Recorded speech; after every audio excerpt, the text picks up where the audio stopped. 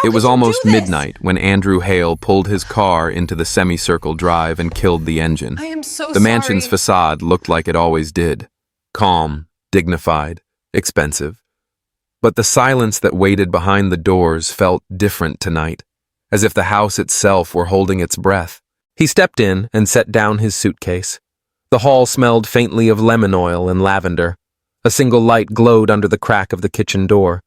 Andrew frowned. He'd told the staff to clock out early. He'd told his wife Victoria he'd be home tomorrow afternoon. No one should be awake now. The kitchen door eased open with a tired squeak. Stainless steel counters caught the light and threw it back in cold ribbons. That's when he noticed it. A small black eye, high in the corner, pulsing a soft red blink. New. He had never approved a camera at this angle. Andrew stepped closer. A compact monitor sat beside the espresso machine, its screen asleep. He tapped it. The image flickered alive, time-stamped, crisp, and wrong. The frame showed Victoria, immaculate as always, in a cream silk blouse. Across from her stood Elena, the housekeeper, clutching a dish towel with both hands like a white flag. Andrew turned the volume up. "Do not forget your place," Victoria said, measured, almost gentle in how carefully she enunciated each blade of the sentence. "A home like this runs on silence." Elena's gaze stayed low. "I understand, ma'am. I didn't touch the safe. The video cut mid-syllable, replaced by a gray wall of nothing. Andrew's stomach tightened. He scrubbed the timeline backward, then forward. Same thing. The frame ended in a surgical slice, right when the truth pressed its face to the glass. He was still staring when a floorboard creaked behind him. Lucas, 16, messy hair, bare feet, stood in the doorway. "Dad?" Lucas blinked, then smiled, sleepy and surprised. "You said you'd be back tomorrow." "I changed plans." Andrew kept his eyes on the monitor. "Since when do we have a camera in the kitchen?" Lucas scratched his neck. "Since about a month ago. Mom said it was for inventory. Dishes were going missing. She said Elena kept misplacing things." "Misplacing," Andrew repeated. He tapped the screen. "And who keeps cutting the footage?" Lucas hesitated. "Sometimes Mom deletes parts. Says it's personal." A slow heat started under Andrew's collarbone. "Go to bed, son. We'll talk in the morning." Lucas lingered. "Dad, there's something else. Elena got a warning last week. Marco, Chef Marco, said she almost lost her job over a safe incident. I was in the hallway. I heard yelling." "Elena?" Andrew looked up sharply. "She's the one who alphabetizes the spice drawer. She's careful to a fault." Lucas lifted his palms. "I'm just telling you what I heard." After Lucas padded upstairs, Andrew stood very still, listening to the refrigerator hum and the house settle. He looked back at the red blinking lens. Then he took his phone from his pocket and called someone he trusted to be awake at midnight. Rivera, the head of security. "Back already, Mr. Hale?" Rivera's voice came through clean, alert. "What's wrong?" "I want you here at 6 a.m. Bring someone who knows how to pull deleted files, quietly." "You got it." Andrew shut off the monitor and went to wash his hands. In the steel mirror of the faucet, he saw the same thing he'd seen all year. A man who could fix everything except what lived behind closed doors. Morning arrived with an apology of sunlight and the soft thud of footsteps on the service stairs. Elena was always first in. She moved through the kitchen with a practiced quiet, laying out bread, setting coffee to percolate, glancing once toward the corner camera as if it were a cat that might scratch if startled. "Good morning, sir," she said when she noticed Andrew. "Good morning, Elena." He watched her set a cup on a saucer so gently the porcelain barely whispered. "Can we talk?" She nodded, the motion small, cautious. "Of course." "Have you been accused of taking anything from the safe?" Elena's mouth opened, closed. "It was a misunderstanding. I don't want trouble." "Tell me anyway." Andrew's voice softened. "That camera cut off right when you tried to explain. I'd like the part that didn't make it onto the screen." Elena pressed the towel between her hands. "The night of the storm, sir. The power went out for 3 minutes. Lucas came down for a knife to cut. He said it was an orange, but it was dark, and he was dizzy. He stumbled. I reached out and grabbed his arm, but the knife dropped. It nicked the edge of the rug. There was blood, only a little. I cleaned it before anyone saw. The safe alarm blipped because of the outage. Mrs. Hale thought I'd been tampering with it. She was upset. I didn't want her to believe Lucas had almost been hurt while she slept. So you said nothing, Andrew said. I said nothing, Elena agreed. I don't like cameras, I like people. Before Andrew could reply, the back door swung open and Rivera strode in, crisp suit, hair in a knot, a second figure behind her, a quiet, compact man with a messenger bag and a t-shirt that read in ironic lowercase, "Please don't panic." "Morning, Mr. Hale," Rivera said, nodding to Elena. "This is Aaron. He's the best at making machines confess." Arun offered a small salute and went straight to the monitor. Local storage, cloud backup, cheap encryption. Whoever installed this wanted convenience, not protection. He slid a cable into the side port and began typing. "Give me 20. 15, Andrew said. Aaron's mouth quirked. 10. Victoria appeared at the doorway as if the house had whispered her name. Silk again, a shade of pale blue this time, hair immaculate. She smiled at Andrew like a sunrise. "You're early." "Planes often are," he said. "We're looking at camera footage." Her gaze flicked to Aaron, to Rivera, to the cable, back to Andrew. "Inventory?" she asked. "I told Marco we needed better oversight.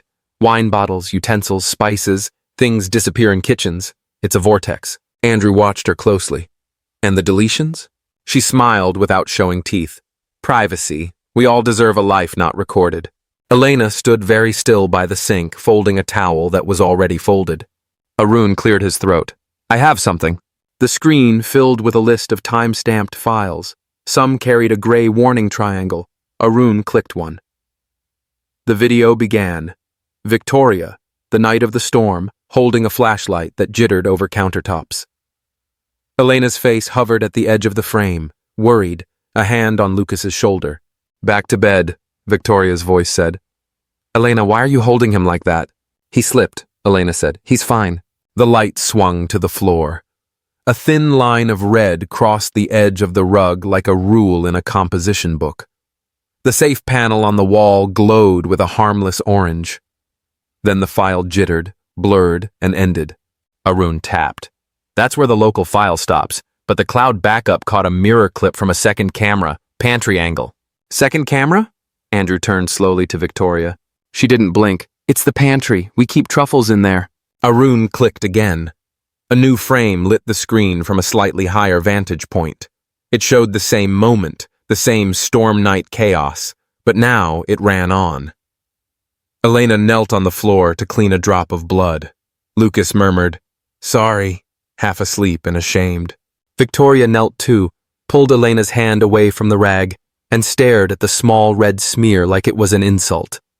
"You will not mention this," she said, voice low, taut with something too tight to name. "Andrew will think I fell asleep on watch. He will think I am careless." Elena looked up. "I didn't say he would think anything. I was worried about Lucas." "You will keep your place," Victoria said, standing, "and you will keep your silence." The pantry camera captured everything that the kitchen camera had not. It captured Elena nodding, hurt, and obedient. It captured the way Victoria's shoulders sagged a fraction when she turned away, the brief closing of eyes like a door shutting on a room she didn't want anyone to see. The kitchen now was quiet enough that the refrigerator's motor sounded like a river. Andrew stared at the screen, then at his wife.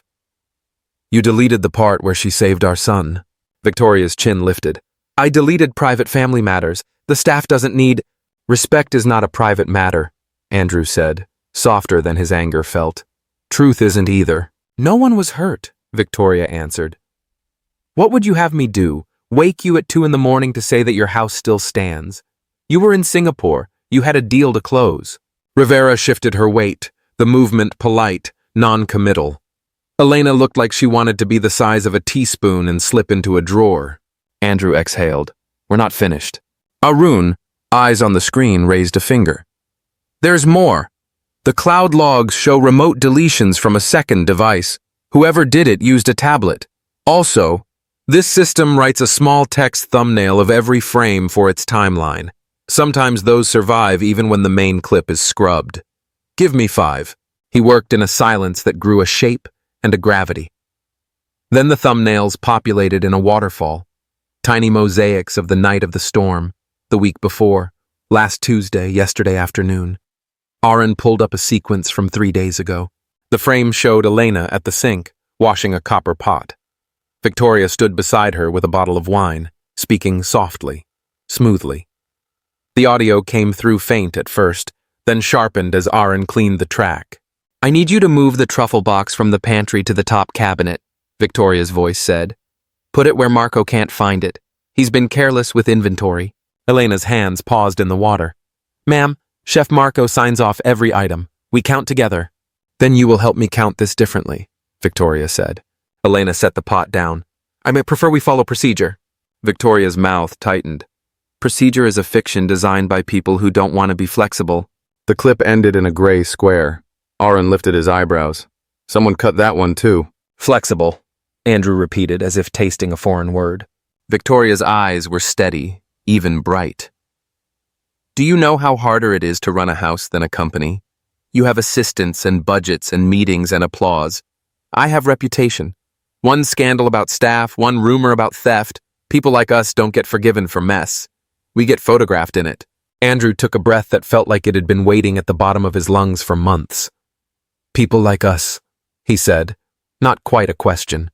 Arun cleared his throat again, apologetic, and clicked another thumbnail sequence. This one was daytime, the house buzzing with the choreography of routine. Groceries arriving, a florist dropping off peonies, Marco reducing a sauce in a copper pan, Elena checking a list on a clipboard. The angle was again from the pantry. A new figure slid into the frame, a man in a gray polo with a delivery logo. He looked around, opened a drawer, and palmed a small envelope. He slipped it into the pocket of his polo, then looked straight at the pantry camera with the blank boldness of someone who doesn't yet know he's being watched. Rivera leaned forward. "Freeze." Arun froze the frame and zoomed. The logo stitched on the polo read, "Mercury Provisions." The man's name tag was half-turned, but legible enough. Dale. "Marco doesn't order from Mercury," Rivera said. "We use Halbert & Sons." "Special delivery?" Andrew asked. "Or a leak," Rivera said. Aaron scrolled a few seconds later. The same man returned his hand to the drawer. No envelope this time. Just a small plastic dongle, the kind that plugs into a USB-C port. He slid it under a stack of dish towels. "What is that?" Lucas asked from the doorway before anyone had seen him appear. He'd been listening. Of course he had. "A keystroke logger," Aaron said. "Or an access key. Hard to tell from here, but it could sync with our cameras. If someone outside the house had remote access, they could edit selectively." "Meaning?" Andrew said, though in his bones he already knew. "Meaning," Aaron answered, "someone might have offered to help protect the house from embarrassment, at a price." Victoria's face shifted, only slightly, but Andrew had known her too long not to see the flicker. Shame? Anger? Fear? "Tell me," he said, eyes on her, voice even. "Start with Mercury Provisions." Victoria held his gaze. For a moment she looked very tired. "There are parties," she said. "Charity, board dinners, photo ops, people talk. Last month, someone mentioned that if I wanted a clean kitchen, their phrase, Mercury has services. A consultant called. He said they could integrate the cameras, clean up embarrassing clips, help with inventory, make sure no staff member ever put us in an awkward position." "By awkward position," Rivera said, "you mean existing as human beings who sometimes make mistakes." Victoria's laugh sounded like glass. "By awkward position, I mean headlines. We have a foundation, Rivera. We fund children's hospitals. It takes one rumor to poison work like that." Andrew's jaw worked. "You paid them?" "I paid a standard security fee," Victoria said. "They asked for a retainer to maintain the system. I didn't know they would plant something in my kitchen drawers." "You didn't ask," Rivera said. Victoria's eyes got brittle. "Do not speak to me like I am an intern in your office." "Enough," Andrew said, but not loudly. The word landed and stayed. He looked at Elena. "Did the Mercury man ever speak to you?" Elena shook her head. He smiled. He said the pantry door sticks at the bottom hinge and he'd fix it. He did not fix it. Arun fast-forwarded. Thumbnail after thumbnail blurred by until another clip sharpened, this one from 2 afternoons ago. Marco stood alone in the pantry, frowning at a list. He opened the truffle box and counted. He wrote a number, then wrote it again. The camera caught the lift of his shoulder as he muttered to himself, Why is nothing ever simple? He closed the box, turned, and almost collided with Victoria. Problem? She asked. Your inventory, he said, trying to sound playful and not quite making it. It reproduces when I'm not looking. Then look harder, she said, and smiled a smile that didn't reach her eyes. Arun stopped the video and looked up. Mr. Hale, do you want me to pull the Mercury device now before they remote wipe? Do it, Andrew said. Rivera, call Halbert and Sons, confirm all legitimate deliveries, and call Mercury, politely. Tell them we'd like to talk about their definition of clean. Rivera was already dialing. Andrew turned to Elena. I owe you an apology, a public one. He didn't look at Victoria when he said it, not yet. You protected my son. You were then asked to erase yourself from the rescue. Elena twisted the towel in her hands, then deliberately laid it flat. I didn't want Mr. Lucas to be embarrassed, she said, using the honorific she always used when she needed courage. Teenagers have pride kinds too. Lucas's ears went pink. I would have been embarrassed, he admitted. Then to Elena, thank you. The kitchen smelled of coffee now, and toasted bread, and the quiet heat of apology. But the air still held a shadow, and Andrew knew shadows did not leave when you opened a window. They left when you turned and faced them. Victoria, he said. She met his eyes. I made a decision, she said. You protected an image, Andrew said, not unkindly. Not our family. You weren't here, she said. The words came out fast, like she'd rehearsed them in her head so many times they'd learned to escape. You're here for news that prints in the business section. You're not here for the part where the florist forgets the peonies and the driver calls from the gate because the keypad got changed, and Lucas won't speak to me because I told him he couldn't go to a party at a house where the parents are never home. So I manage what I can. I manage what people can see. Then start with the part where they can see this, Andrew said, pointing at the screen where Elena still knelt in frozen mid-rescue. Start there. No one moved for several heartbeats. Arun unplugged the device from under the dish towels and set it on the counter. It was smaller than a thumb. He placed it beside the espresso machine as if it might evaporate. Done, he said. Mercury's access revoked. I'll archive everything onto a drive, Mr. Hale. We should also change the whole system. We will, Andrew said. But first, he turned the monitor toward the kitchen table, where the family would usually have breakfast when they were pretending to be a family that had breakfast together. He called Marco in from the pantry. He texted the two housekeepers who had just clocked in. He asked Lucas to sit. He asked Victoria to sit too. He asked Elena to join them at the table, not to serve, but to be. When everyone had gathered, Andrew pressed play. They watched the storm footage. They watched the instruction to stay silent. They watched the Mercury man plant his small plastic spy. They watched Marco count truffles and pretend to be amused by chaos. They watched Elena hold a boy's arm and keep him upright. When the screen went dark, Andrew said what he had come to the kitchen to say all night without knowing it. This home belongs to people, he said. Not to a story about people, not to a brand. He turned to Elena first.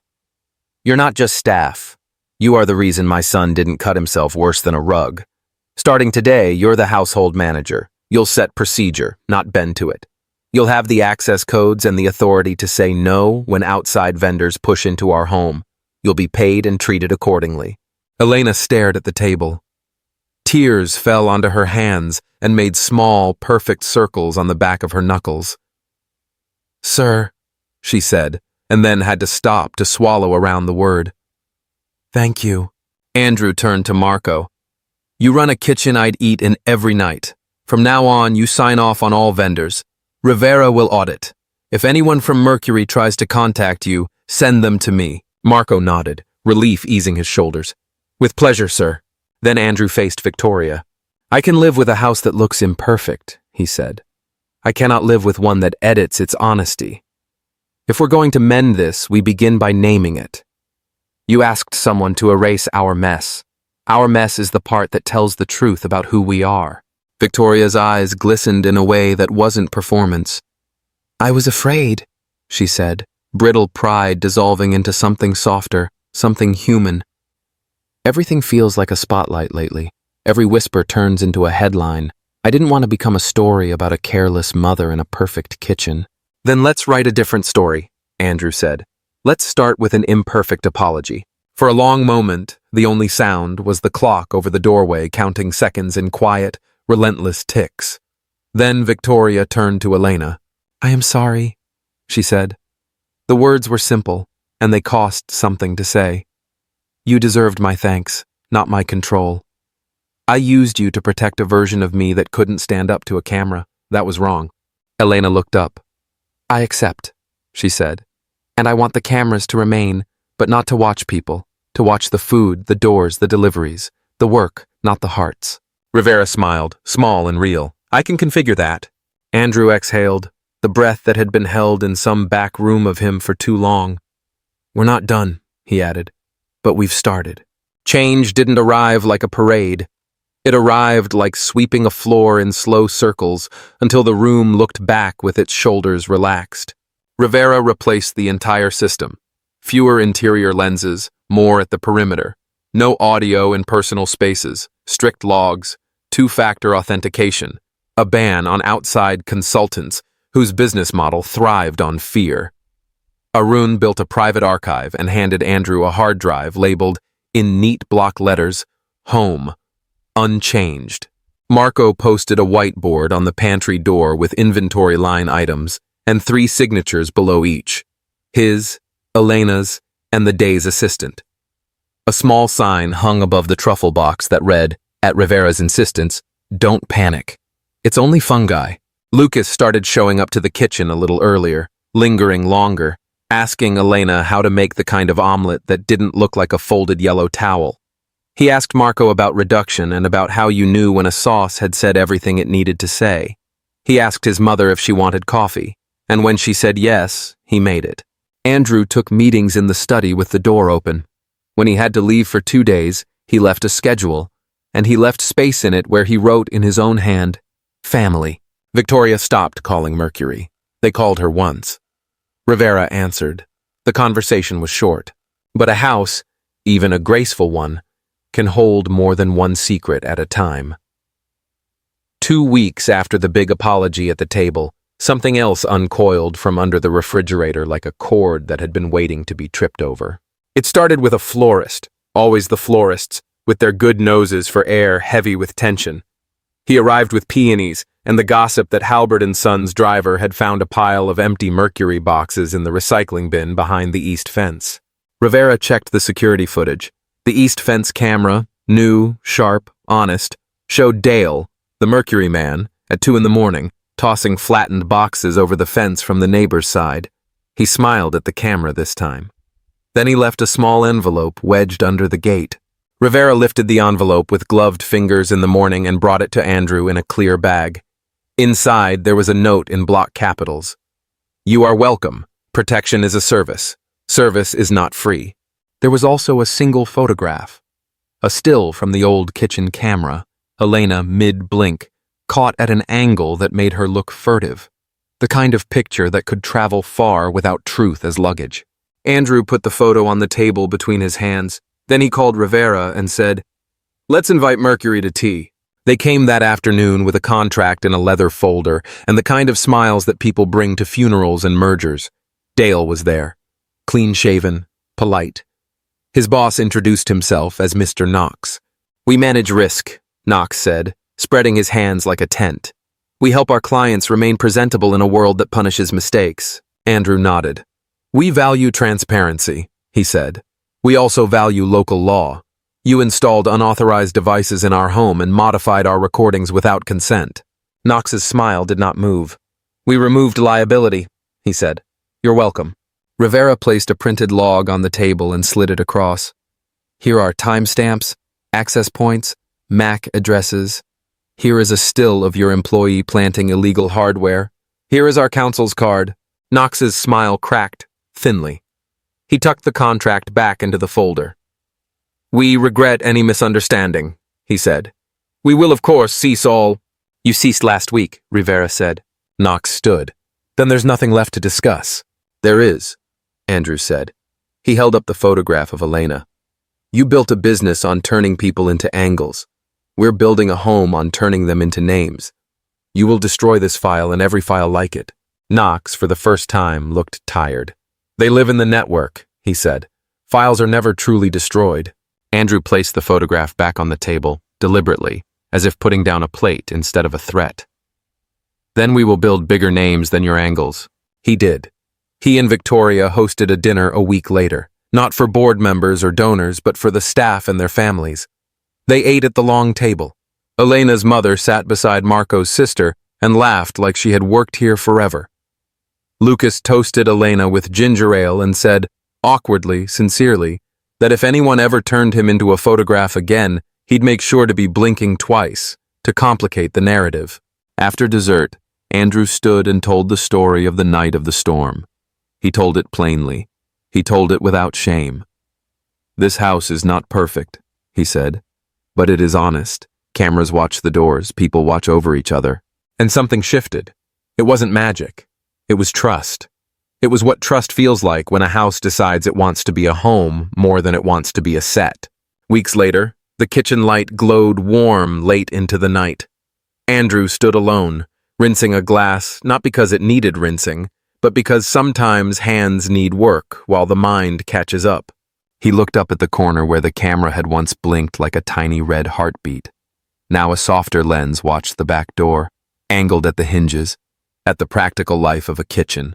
People walking in with groceries, children running in for a cookie, Marco's hand pausing in the air to make sure a pot handle isn't turned toward the edge.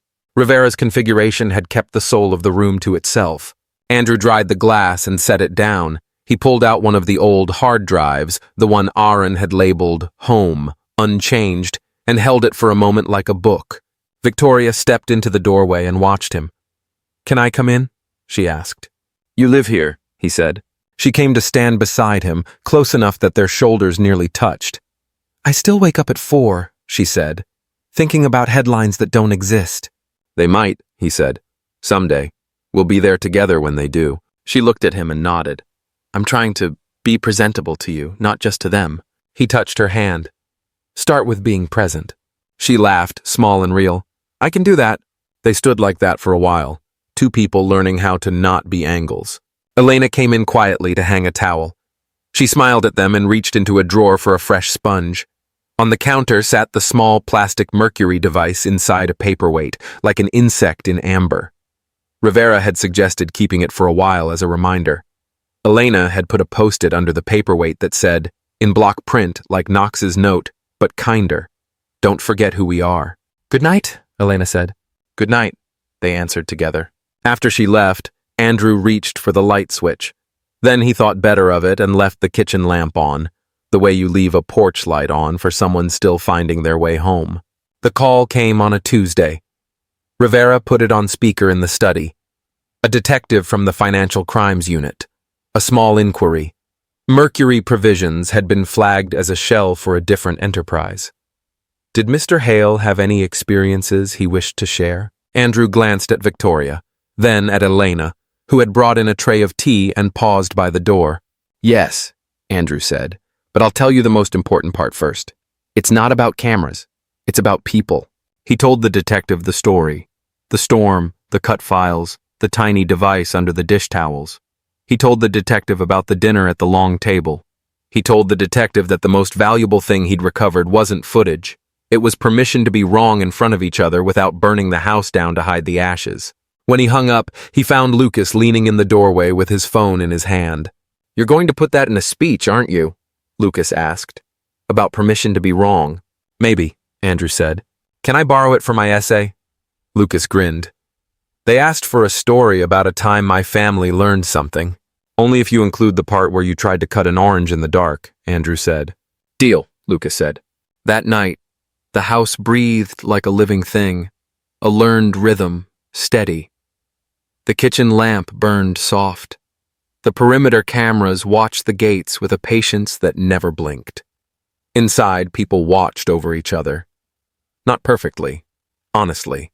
And somewhere in a drawer, under a paperweight, a small plastic relic sat in amber, a reminder that when fear offers to edit your life, you can tell it no. You can choose to keep the scenes that make you real. The next morning, before the sun finished deciding what kind of day it would be, Elena taped a new list beside the whiteboard. pantry, china, silver, glass. At the bottom, she added a final line in neat handwriting. Trust. Check daily.